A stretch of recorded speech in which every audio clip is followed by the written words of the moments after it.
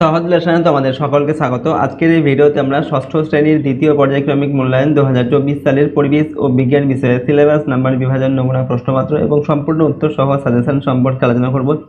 তো চলো আজকের এই ভিডিওতে আমরা দেখে নিই ক্লাস 6 এর সেকেন্ড ইউনিট টেস্ট 2024 পরিবেশ ও বিজ্ঞান বা সায়েন্স সাবজেক্টের syllabus, marks, revision, model question paper এবং সম্পূর্ণ উত্তর সহ এই সাজেশনটি। সেকেন্ড ইউনিট টেস্টে তোমাদের 25 নম্বরের পরীক্ষা নেওয়া হয়ে থাকে এবং 50 মিনিট কিন্তু সময় দেওয়া থাকবে।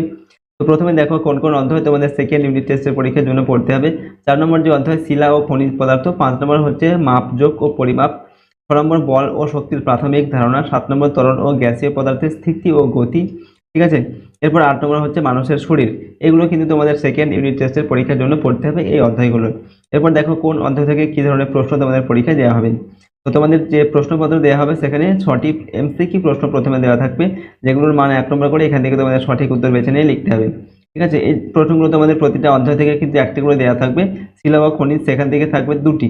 এরপর এসএকিউ প্রশ্ন দেওয়া থাকবে 5টি, যেগুলোর মানও কিন্তু 1 নম্বর করে এবং এক কথায় প্রশ্নগুলোর তোমাদের উত্তর লিখতে হবে, ঠিক আছে। প্রতিটা অধ্যায় থেকে কিন্তু একটি করে প্রশ্ন দেওয়া থাকবে। এরপর তোমাদের 2 নম্বর মানের প্রশ্নের উত্তর লিখতে হবে একটি, এখানে এক্সট্রা প্রশ্ন কিন্তু দেওয়া থাকতে পারে, ঠিক আছে। সেখান থেকে তোমাদের একটির উত্তর লিখতে হবে। আর 3 নম্বর মানের প্রশ্ন থাকবে তোমাদের, সেখানে 4টির উত্তর কিন্তু লিখতে হবে। এখানেও কিন্তু এক্সট্রা প্রশ্ন দেওয়া থাকতে পারে, সেখান থেকে 4টি প্রশ্নের উত্তর লিখতে হবে, 3 4 12 নম্বর। ওকে, দেখো প্রতিটা অধ্যায় থেকে কিন্তু একটি করে 3 নম্বর মানের প্রশ্ন দেওয়া থাকছে। শিলা ও খনিজ সেখান থেকে 3 নম্বর মানের প্রশ্ন নাও থাকতে পারে। ওকে, এরকম ভাবে কিন্তু তোমাদের টোটাল 25 নম্বরের প্রশ্ন কিন্তু দেওয়া হবে সেকেন্ড ইউনিট টেস্টের পরীক্ষার জন্য। তো চলো আমরা এখন একটি নমুনা প্রশ্নপত্র দেখে নিই এবং সম্পূর্ণ উত্তর সহ এই সাজেশনটি আমরা এই ভিডিও থেকে পরপর দেখি। তার আগে অবশ্যই তোমরা চ্যানেলটিকে সাবস্ক্রাইব করে রাখবে এবং ভিডিওটিতে একটি লাইক করবে, ভিডিওটি বন্ধু বান্ধবীর সঙ্গে শেয়ার করবে। আর যদি তোমরা এই সমস্ত প্রশ্নোত্তরের পিডিএফ ফাইলগুলো পেতে চাও তাহলে সহজ লেসন অ্যাপটি ইনস্টল করবে, সেখানে কিন্তু ভিডিওর পাশে পিডিএফগুলো দেওয়া থাকবে। ওকে, তো চলো আমরা এই প্রশ্নপত্রটি দেখে নিই। প্রথমে দেখো 1 নম্বর দেখে সঠিক উত্তরটি নির্বাচন করে লেখো। সঠিক প্রশ্ন এখানে দেওয়া আছে। ওকে, প্রতিটা প্রশ্নের মান 1 নম্বর করে। নাম্বার 1-এ দেওয়া আছে কোনটি সংকর ধাতু নয়, পিতল, তামা, ব্রোঞ্জ না কাঁসা। তো এখানে সংকর ধাতু নয় কোনটা, উত্তর হচ্ছে তামা। তামা হচ্ছে একটি মৌলিক ধাতু, ঠিক আছে। এরপর হচ্ছে 2 নম্বর, লোহার একটি আকরিক হলো হেমাটাইট, বক্সাইট, কপার গ্লাস না জিঙ্কাইট। তো লোহার আকরিক হচ্ছে এদের মধ্যে হেমাটাইট, এটা হচ্ছে লোহার আকরিক। 3 নম্বর হচ্ছে লব্ধ রাশি কোনটি, দৈর্ঘ্য, ভর, ক্ষেত্রফল না সময়। তো এগুলোর মধ্যে লব্ধ রাশি হচ্ছে ক্ষেত্রফল। ক্ষেত্রফলটা হচ্ছে একটি লব্ধ রাশি, দৈর্ঘ্য, ভর, সময় এগুলো হচ্ছে কি প্রাথমিক রাশি। 4 নম্বর হচ্ছে মানুষের হৃদস্পন্দন মিনিটে 100 থেকে 110 বার, 72 থেকে 80 বার, 90 থেকে 110 বার না কোনোটি নয়। তো মানুষের হৃদস্পন্দন মিনিটে 72 থেকে 80 বার হয়ে থাকে। এরপর 5 নম্বর দেখে পাললিক শিলা হলো বেলে পাথর, পিউমিস, ব্যাসল্ট না গ্রানাইট। তো পাললিক শিলা হচ্ছে কি বেলে পাথর, এটা হচ্ছে একটি পাললিক শিলার উদাহরণ। 6 নম্বর হচ্ছে লোহার আকরিক হলো কপার গ্লান্স। এরপর হচ্ছে বক্সাইট, হেমাটাইট, কিউপ্রাইট। তো লোহার আকরিক হচ্ছে কি হেমাটাইট, ঠিক আছে। তো দেখো এখানে তোমাদের 6টি প্রশ্ন দেওয়া থাকছে, কয়েকটা এক্সট্রা প্রশ্ন দেখে নাও। এই প্রশ্নগুলো কিন্তু তোমরা ভালোভাবে মুখস্থ করে নেবে। কোনটি চৌম্বক পদার্থ নয়, নিকেল, কোবাল্ট, দস্তা না লোহা। তো এগুলোর মধ্যে দস্তা এটা চৌম্বক পদার্থ নয়, ঠিক আছে। এই দস্তাকে কিন্তু চুম্বক আকর্ষণ করে না।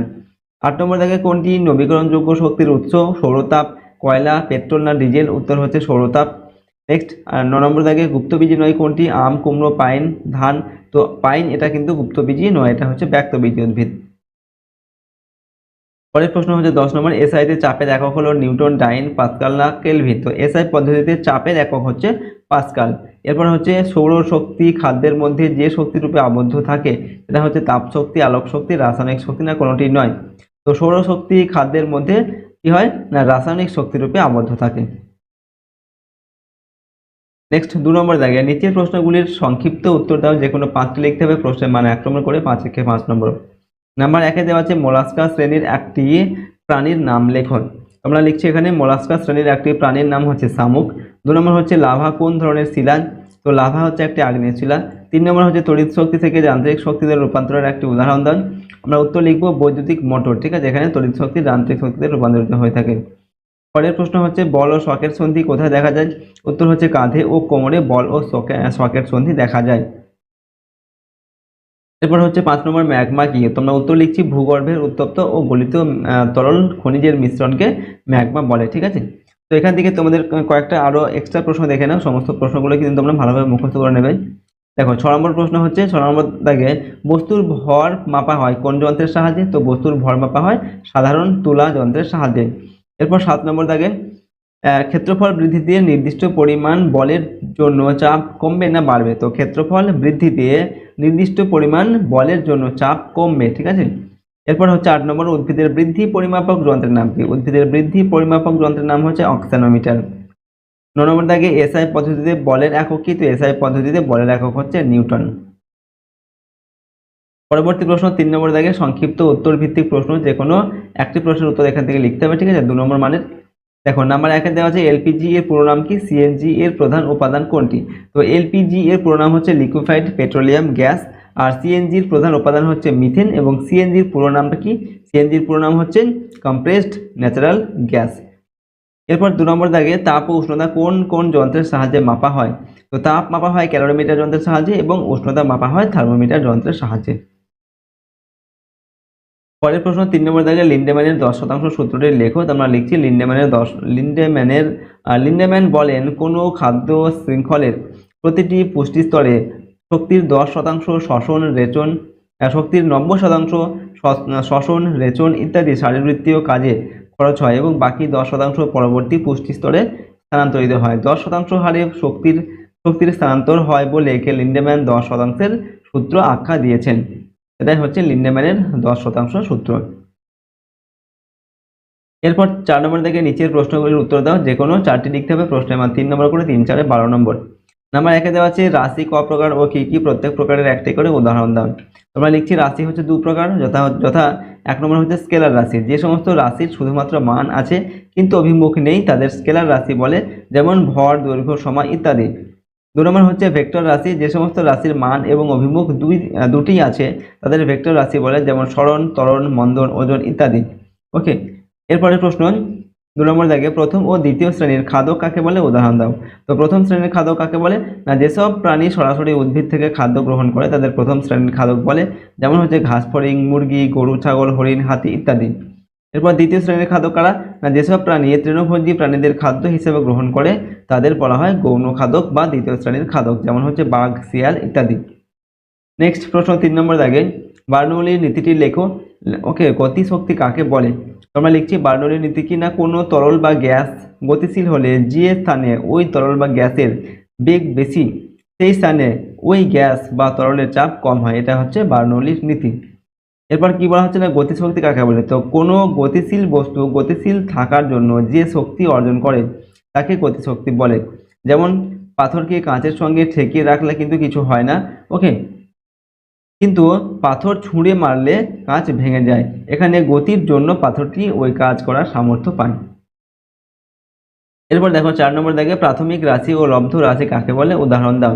তো প্রাথমিক রাশি কি? না, যে সকল রাশি স্বাধীন বা নিরপেক্ষ, যেগুলো অন্য রাশির উপর নির্ভর করে না বরং অন্যান্য রাশি এদের উপর নির্ভর করে, তাদেরকে প্রাথমিক রাশি বা মৌলিক রাশি বলে, যেমন হচ্ছে দৈর্ঘ্য, ভর, সময় ইত্যাদি। তারপর আমরা লিখছি লব্ধ রাশি, যে সকল রাশি মৌলিক রাশির উপর নির্ভর করে বা মৌলিক রাশি থেকে লাভ করা যায় তাদেরকে লব্ধ রাশি বলে, যেমন হচ্ছে কাজ, ত্বরণ, বল, তাপ ইত্যাদি রাশিগুলো মৌলিক রাশি সমূহ থেকে লাভ করা যায় বলে এগুলো লব্ধ রাশি।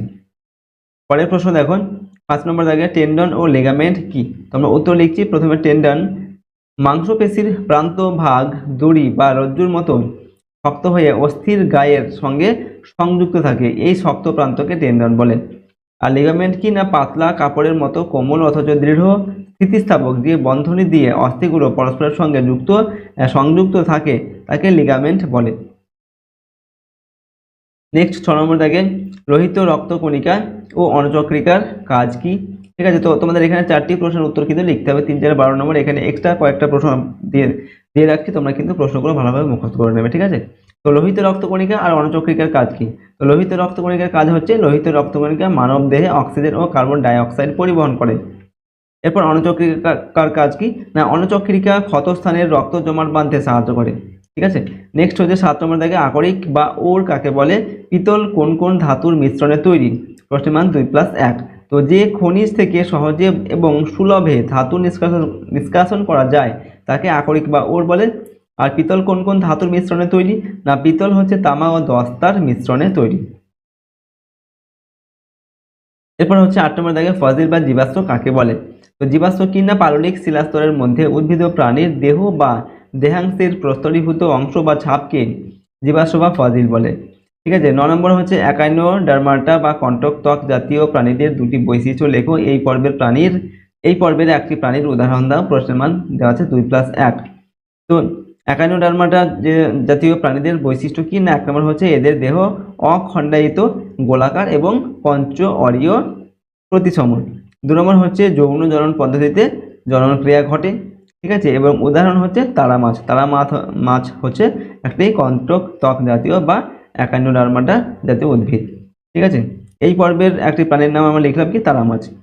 নেক্সট প্রশ্ন দেখো, 10 নম্বর দাগে উদাহরণ সহ বিরুৎ আর গুল্ম জাতীয় উদ্ভিদের মধ্যে পার্থক্য লেখো। তো বিরুৎ আর গুল্ম জাতীয় উদ্ভিদের মধ্যে পার্থক্য কি না, 1 নম্বর হচ্ছে বিরুৎ জাতীয় উদ্ভিদের আকার ছোট আর গুল্ম জাতীয় উদ্ভিদ মাঝারি আকারের হয়। 2 নম্বর হচ্ছে বিরুৎ উদ্ভিদের কাণ্ড, শাখা ও প্রশাখায় নরম হয় আর গুল্ম উদ্ভিদের কাণ্ড শক্ত তবে মোটা নয়। 3 নম্বর ধান, সরিষা, ঘাস, কচু ইত্যাদি বিরুৎ জাতীয় উদ্ভিদ, জবা, গোলাপ, লেবু ইত্যাদি গুল্ম জাতীয় উদ্ভিদ। ঠিক আছে, তো এগুলো হচ্ছে বিরুৎ আর গুল্ম এর মধ্যে পার্থক্য। তো দেখো আজকের এই ভিডিওতে আমরা ক্লাস 6 এর তোমাদের সেকেন্ড ইউনিট টেস্টের সায়েন্স বা আমাদের পরিবেশ ও বিজ্ঞান বিষয়ের সিলেবাস নাম্বার বিভাজন এবং নমুনা প্রশ্নপত্র আর উত্তর সহ সাজেশন কিন্তু আমরা এখানে আলোচনা করলাম। সমস্ত প্রশ্নোত্তরগুলো অবশ্যই তোমরা কিন্তু ভালোভাবে মুখস্থ করবে এবং প্র্যাকটিস করবে তোমাদের সেকেন্ড ইউনিট টেস্টের পরীক্ষার জন্য। আর যদি এই চ্যানেল নতুন হয়ে থাকে অবশ্যই চ্যানেলটিকে সাবস্ক্রাইব করে রাখবেন এবং বেল আইকনে এবং ভিডিওটি দেখো অবশ্যই একটি লাইক করবে। ঠিক আছে, ভিডিওটি বন্ধু বান্ধবীর সঙ্গে শেয়ার করবে। আর যদি এই সমস্ত প্রশ্নোত্তরের পিডিএফ ফাইলগুলো পেতে চাও তাহলে সহজ লেসন অ্যাপটিকে ইনস্টল করবে, সেখানে ভিডিওর পাশে কিন্তু পিডিএফগুলো দেওয়া থাকবে। ঠিক আছে, তো চলো আজকের এই ভিডিওটিকে আমরা এখানে শেষ করছি। সম্পূর্ণ ভিডিওটি দেখার জন্য অসংখ্য ধন্যবাদ।